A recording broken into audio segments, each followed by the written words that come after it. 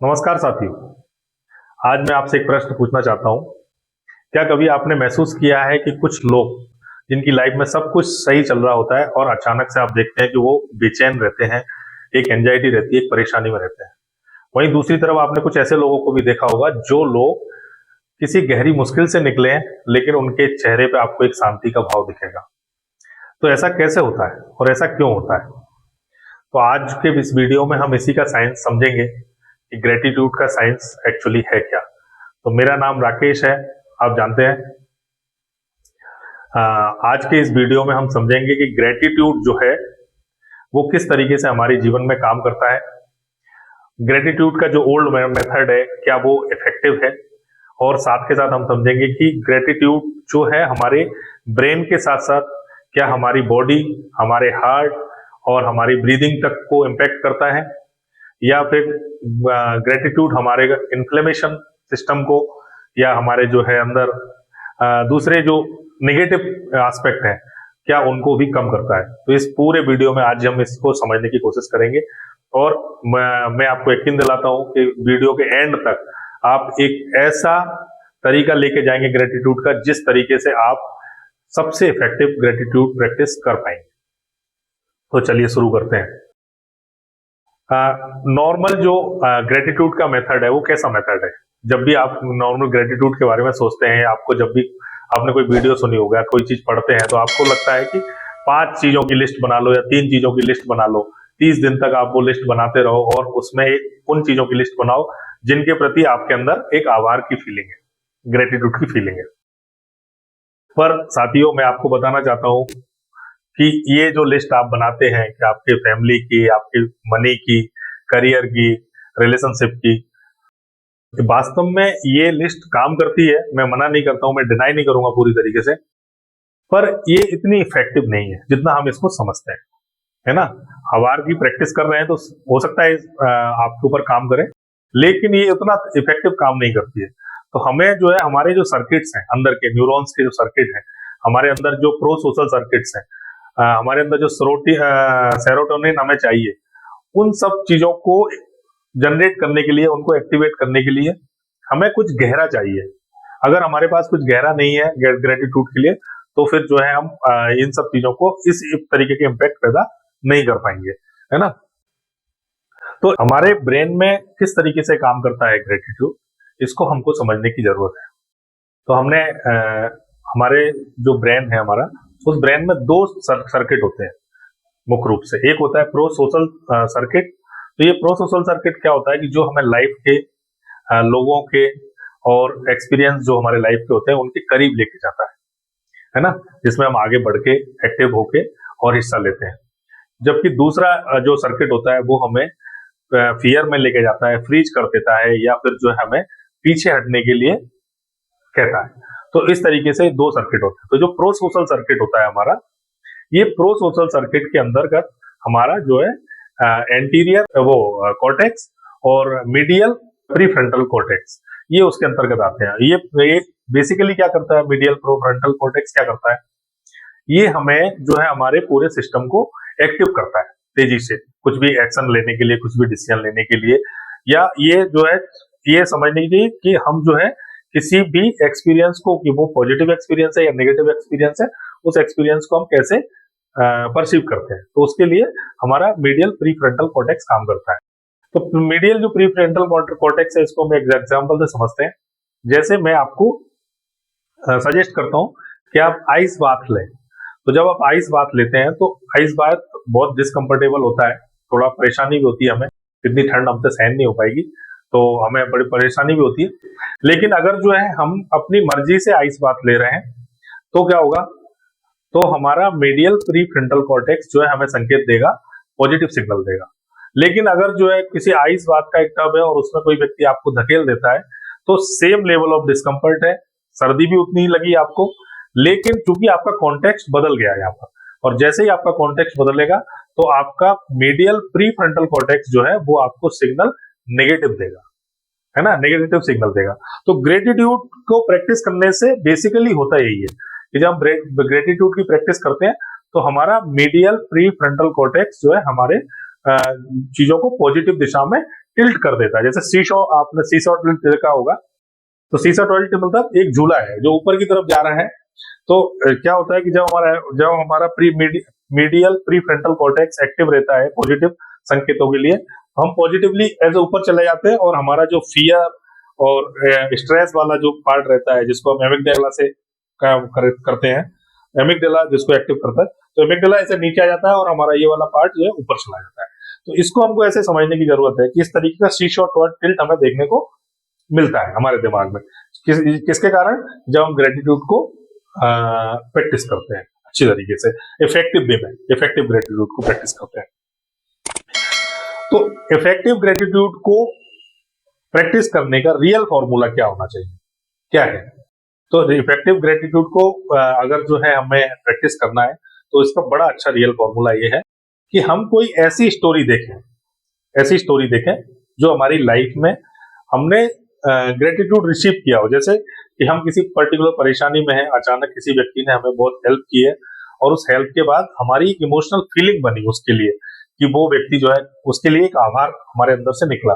तो अगर ऐसी स्थिति अगर हमारी लाइफ में बनती है, अगर मान लो हमारी लाइफ में कोई ऐसी इंसिडेंट नहीं भी है, इवेंट नहीं भी है, तो हम जो है किसी और की लाइफ से इस तरीके के इवेंट के साथ कनेक्ट हो जाते हैं। जैसे कि जो है मैं आपको बताऊं कि एक जो है कंपनी थी, एक रिसर्च है जिसमें एक कंपनी में उसके जो सहपाठी लोग थे, उन लोगों ने एक दूसरे के लिए एक लेटर लिखे, पत्र लिखे, ग्रेटिट्यूड लेटर लिखे, है ना। तो जब उनने वो ग्रेटिट्यूड लेटर पढ़े, तो जब वो उस समय वो ग्रेटिट्यूड को रिसीव कर रहे थे, तो रिसीव करने के समय में उनके साथ क्या हुआ कि उनके ब्रेन का फंक्शन, उनका जो है मीडियल प्री फ्रंटल कॉर्टेक्स अचानक से एक्टिव हो गया और बहुत सक्रिय रूप से काम करने लगा। तो इसका मतलब ये है कि मतलब अगर आप प्रॉपर किसी भी स्टोरी के साथ इसको कनेक्ट कर सकते हो, तो ये बहुत ही अच्छा तरीका इफेक्टिव ग्रेटिट्यूड के लिए हो सकता है ना। तो जिसमें जो है मैंने इसमें एक बड़ी अच्छी स्टोरी भी आई थी, मैंने एक रिसर्च के दौरान जो है पढ़ी थी कि कुछ जेनोसाइड सर्वाइवर थे। तो जेनोसाइड हुआ, बहुत ज्यादा मारकाट हुई वहां पर, और लोग जो है उनका जीवन बुरी तरीके से नर्क की स्थिति में चला गया। लेकिन फिर अचानक से एक व्यक्ति आया और उन लोगों ने जो है इन जेनोसाइड सर्वाइवर्स की हेल्प करने के बाद जो है इन लोगों की लाइफ बदली। तो जब ये स्टोरी को जो लोग सुन रहे थे वहां पर बैठ के, जब उन लोगों को वो स्टोरी जो जेनोसाइड सर्वाइवर बता रहे थे, तो जब ये स्टोरी सुनी, तो जो लोग उस स्टोरी को सुन रहे थे, उन लोगों के अंदर अचानक से उनके मीडियल प्री फ्रंटल कॉर्टेक्स में बड़ा बदलाव देखा गया। वो अचानक से एक्टिव हो गया, उनके अंदर पॉजिटिव हार्मोन्स जैसे सेरोटोनिन जो है, डोपामाइन, ये अपने आप जो है फ्लो होने लग गए, रिलीज होने लग गए, और उनके अंदर से जितने भी नेगेटिव एस्पेक्ट जैसे फियर हुआ, या उनके अंदर जो इन्फ्लेमेटरी जो तत्व होते हैं, वो अचानक से कम होते हुए देखे गए। ये रिसर्च भी आप देख सकते हैं। तो ये रिसर्च जो मैंने देखी, तो मुझे लगा कि नहीं, वास्तव में जो इफेक्टिव ग्रेटिट्यूड है वही काम का है, अदरवाइज जो है नॉर्मल ग्रेटिट्यूड उतना काम नहीं करता। साथ के साथ जो है हम अगर जो है इसको थोड़ा सा और डीपली देखें, तो ये हमारे सिर्फ ब्रेन पे काम नहीं करता, ये हमारी बॉडी पे भी काम करता है, हमारी हार्ट बीट पे भी काम करता है, हमारे ब्रीदिंग जो पैटर्न है उन पे भी काम करता है। जब भी हम इफेक्टिव ग्रेटिट्यूड की पोजीशन में रहते हैं, हमारी सांसें नॉर्मल हो जाती हैं, हमारा जो है हमारी बॉडी बिल्कुल पूरी तरीके से शांत हो जाती है, और हमारा हार्ट भी रिलैक्स फील करता है, शांति की स्थिति में होता है। जबकि अगर जो है हम नॉर्मल वो ग्रेटिट्यूड प्रैक्टिस नहीं कर रहे हैं, तो ऐसी स्थिति में क्या होगा, ऐसी स्थिति में हम जो है लगातार फाइट एंड फ्लाइट मोड में रहते हैं। मतलब एसएनएस में रहेंगे, हम सिंपैथेटिक नर्वस सिस्टम में रहेंगे, वनस्पति सिंथेटिक नर्वस सिस्टम, है ना। तो इसको जो है अपने को समझना पड़ेगा। इसके अलावा ये हमारे इम्यून सिस्टम है, हमारी पूरी ओवरऑल हेल्थ है, या हमारी जो है हमारे अंदर जैसे इन्फ्लेमेशन, जो मैं बार बार यूज कर रहा हूँ वर्ड, इन्फ्लेमेशन क्या है? इन्फ्लेमेशन मतलब एक सूजन है, आपके अंदर जो सूजन आ जाती है। तो ये क्या होता है कि इन्फ्लेमेशन जब बढ़ता है, एक रिसर्च हुई, उस रिसर्च में एक महिला के ऊपर रिसर्च की गई, तो रिसर्च में क्या पाया गया कि वो इफेक्टिव ग्रेटिट्यूड की प्रैक्टिस कर रही थी, तो उसकी लाइफ में अचानक से बड़े बदलाव हुए। उसके अंदर जो उसके अंदर TNF अल्फा और IL-6 जैसे इन्फ्लेमेटरी जो मैसेंजर्स हैं, इनकी इनकी ये अचानक से कम होने लग गए, उसके अंदर से फियर कम होने लग गया, उसके अंदर से मेंटल फोक वो कम होने लग गया, वो अचानक से शांत होने लग गई। तो इस तरीके की चीजें अपने को पॉजिटिव ग्रेटिट्यूड से देखने को मिली है ना। तो इसको भी अपन समझें।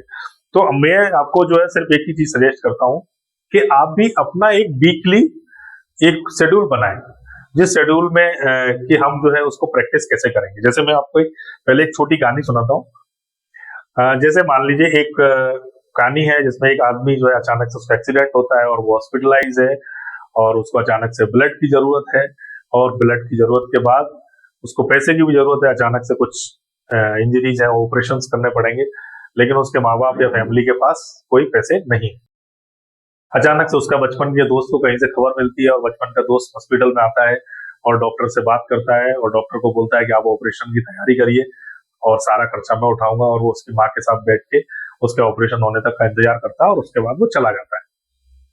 ठीक है, तो स्टोरी किस तरीके से काम करती है कि पहले एक इंसिडेंट हुआ, एक घटना घटी, फिर उसको एक हेल्प मिली, हेल्प मिलने के बाद उसको एक इमोशन, जो व्यक्ति को हेल्प मिली वो ठीक हुआ जब एक्सीडेंट के बाद, तो उसके अंदर एक इमोशन आया उस व्यक्ति के लिए।